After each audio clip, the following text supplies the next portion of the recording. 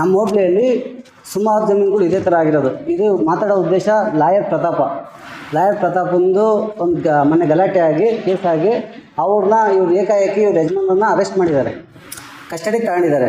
ಇವ್ರಿಗೆ ಯಾವುದೇ ಇನ್ಫಾರ್ಮೇಷನ್ ಕೊಟ್ಟಿಲ್ಲ, ಏನಿಲ್ಲ. ಸುಮಾರು 10 ದಿನ ಆಯಿತು ಗಲಾಟೆ ಆಗಿ. 10 ದಿನದಿಂದ ಅವ್ರ ಹಾಸ್ಪಿಟ್ಲಲ್ಲಿ ಟ್ರೀಟ್ಮೆಂಟ್ ತಗೊತಾ ಇದ್ದಾರೆ. ಯಾರು ಲೋಕೇಶ್ ಡಿ ಅನ್ನೋರು. ಪ್ರತಾಪ್ ಅನ್ನೋರು ಸುಮಾರು ಅವತ್ತಿಂದ ನೆಕ್ಸ್ಟ್ ದಿನ ಒಂದು 5 ನಿಮಿಷ 10 ನಿಮಿಷ ಟ್ರೀಟ್ಮೆಂಟ್ ತಗೊಂಡು ಪ್ರೆಸ್ ಮೀಟ್ಗಳನ್ನೆಲ್ಲ ಅಡ್ಡಾಡ್ಕೊಂಡು ಅವರು ಆರಾಮಾಗಿ ರಾಜರಾಷ್ಟ್ರವಾಗಿ ಓಡಾಡ್ತಾ ಇದ್ದಾರೆ.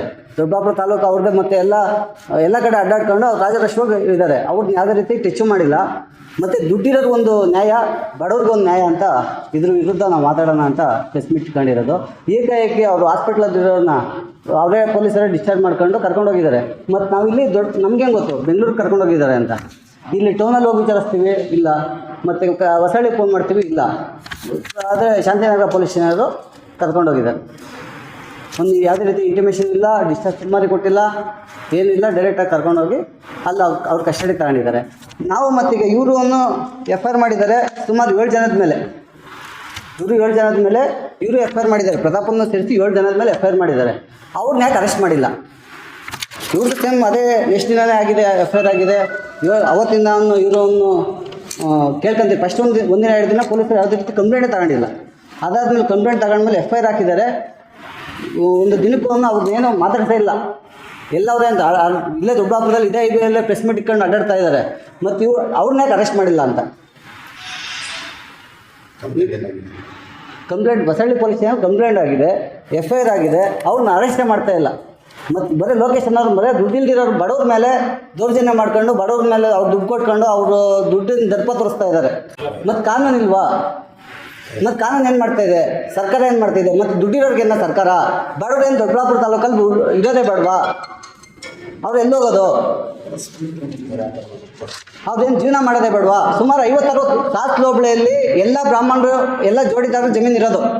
ಸುಮಾರು ಒಂದು 1000 ಎಕರೆ ಇವತ್ತಿನವರೆಗೂ ಜೋಡಿದಾರ ಹೆಸರಲ್ಲಿದೆ. 8 ಲಕ್ಷ 9 ಲಕ್ಷ ಕೊಟ್ಟು ರಿಜಿಸ್ಟ್ರ್ ಮಾಡ್ಕೊಂಡು ಇವ್ರು ಏಕಾಏಕಿ 53 ತಲೆಮಾರುಗಳು ಕಳ್ಕೊಂಡು ಹೋಗಿದೆ. ಈಗ 50, 60, 70 ವರ್ಷದಿಂದ ಉಳುಮೆ ಮಾಡ್ಕೊಂಡು ಬರ್ತಿರೋ ಜಾಗ ಏಕಾಏಕಿ ಇವ್ರು ಬಂದು ಪೊಸಿಷನ್ಗೆ ಬರ್ತಾರೆ. ಪೊಸಿಷನ್ಗೆ ಬಂದು ನಮ್ಮದೇ ಜಾಗ ಅಂತೇಳ್ಬಿಟ್ಟು ಕಾಂಪೌಂಡ್ ಹಾಕಿ ಮುಂಚೆ ಒಂದ್ಸಲ ಮರಗಳ ಕಡೆಗೆ ಬರ್ತಾರೆ. ಅದೇ ಟೈಮಲ್ಲಿ ಇವರು ಹೋಗಿ ಆಳುಗಳ ಹತ್ರ ಫೋನ್ ನಂಬರ್ ಇಸ್ಕೊಂಡು ಮಾತಾಡಿದ್ರೆ ಅವರು ಕೆಟ್ಟ ಮಾತುಗಳೆಲ್ಲ ವಿಡಿಯೋ ಎಲ್ಲ ನೀವೇ ನೋಡಿದ್ದೀರಾ, ಅದು ನಾನೇ ಎಲ್ಲ ಮಾತಾಡಿರೋದು ಅಂತ ಹೇಳ್ತಾರೆ.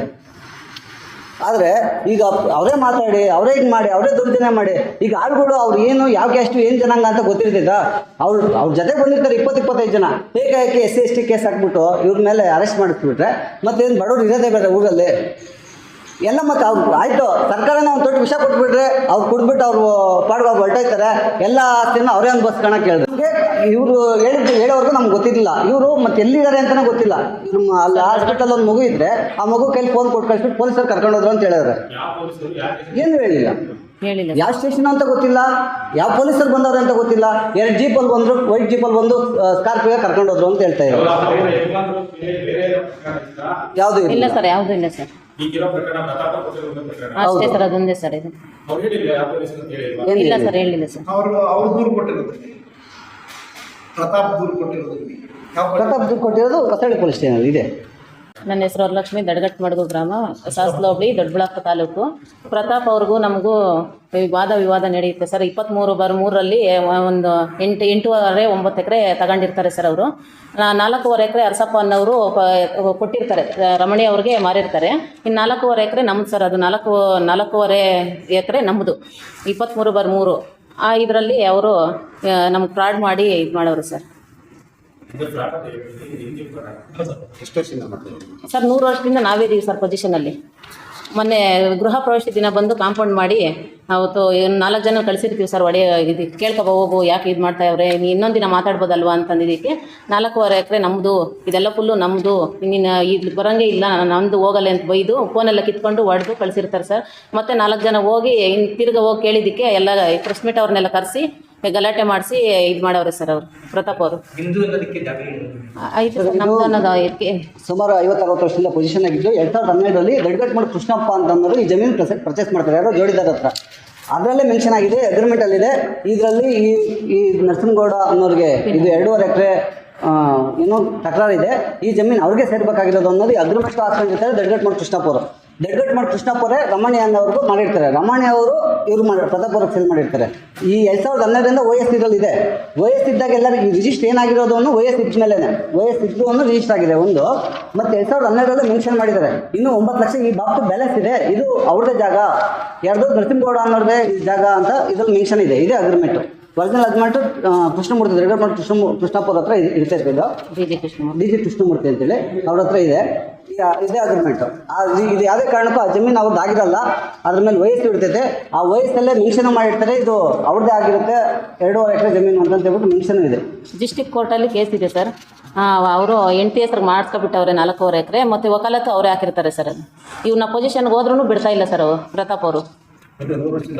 ನಾವೇ ಇದ್ದೀವಿ ಸರ್, ಬಿಡ್ತಾ ಇಲ್ಲ ಸರ್. ಎಲ್ಲರನ್ನೂ ಕರೆಸ್ಕೊಂಡು ಗಲಾಟೆ ಮಾಡಿ ನಮ್ಮ ನಡೆದು ಬೈದು ಕೆಟ್ಟ ಮಾತೆಲ್ಲ ಬೈದು ಇದು ಮಾಡ್ತಾರೆ ಸರ್. ಆಡಿಯೋ ಐತೆ ಸರ್, ಅವ್ರು ಬೈದಿರೋದು ನಾವಲ್ಲ ಅಂತಂತಾರೆ.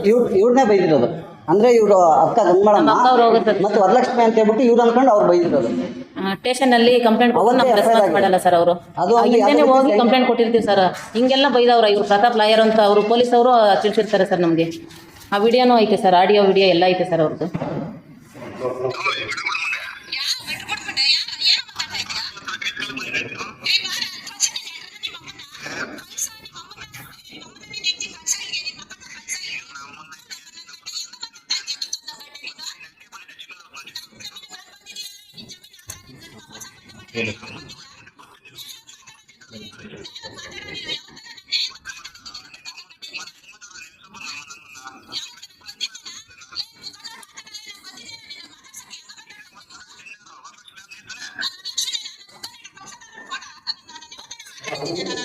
ನಾನು ಅಂತ ನಮ್ಮ ಅಕ್ಕ ಏನು ಬೈದವರು ಸರ್.